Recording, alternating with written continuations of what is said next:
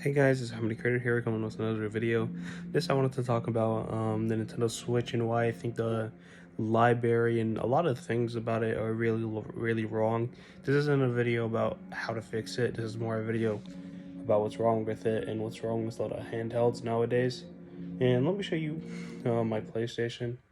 Um, no, I'm not even gonna show it really. I'm just gonna scroll down my collection.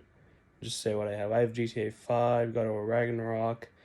And just to say, a lot of my games, like Forager, Castle Crashers, these games would be good on the Switch. It's just you get them for free on PlayStation Plus. So, as a console, it's really bad if you have another console. Um, Mostly because the games you're going to get are going to already be on PlayStation Plus, and they're gonna run way better on the PlayStation that you're on, and you could choose a lesser version if the frames are too high and your PlayStation can't handle it.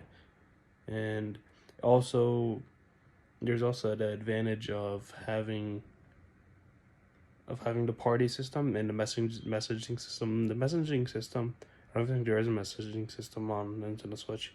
I know there's a party system, but that's just on phone. If you already have your phone, you might as well just get FaceTime. So that's my rant on the media side. Also, they still have friend codes. I'm surprised they don't have a QR code at this point. That would be pretty nice. Um, there's no free games each month. The online is actually pretty expensive for what it's worth. Um, PlayStation Plus gives you two to three free games each month. So it gives you a bunch of extra features. The Switch itself only has a couple hours of batteries. The screen looks horrible. The Joy-Cons have drift most of the time. They're uncomfortable to hold for long hours. I was playing them in class, and I just had to take them off the dock because it was just so infuriating playing with it. With the Joy-Cons. Um, what else? What else about it? There's no theme. The Switch goes for a minimalist theme, where it tries to, I don't know if it's save money or they're just trying to be a minimalist theme, where there's no music. There's only black and white, and um, it's also hard a lot to find a lot of things on the Switch. It's very laggy. The Switch eShop takes like 30 seconds to load. The videos will take a long time to load. There's no media on it.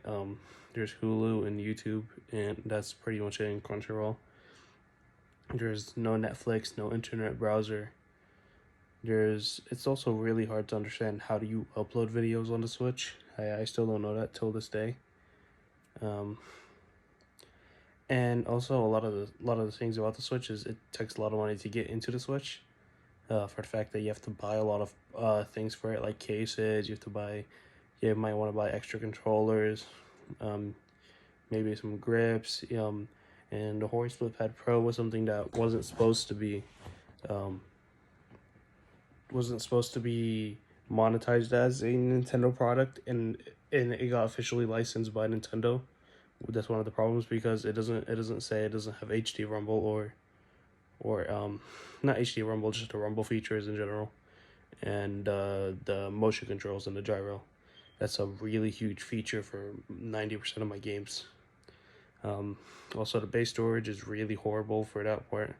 You're gonna have to do a lot of research to find out which one's the best SSD for which one's fast and which one's actually reliable, and which one can actually be supported.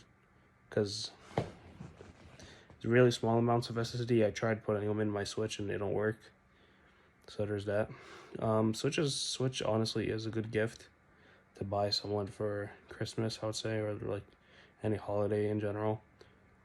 But there's a lot of buyer's remorse if you don't get the right one. Also, the OLED has the problem of it being an OLED screen, and it's gonna have a lot of blur out and blacked out edges and discoloration and just burning on the screen in general because it's an OLED screen. That's one of the reasons that I didn't buy it, because I was too scared to.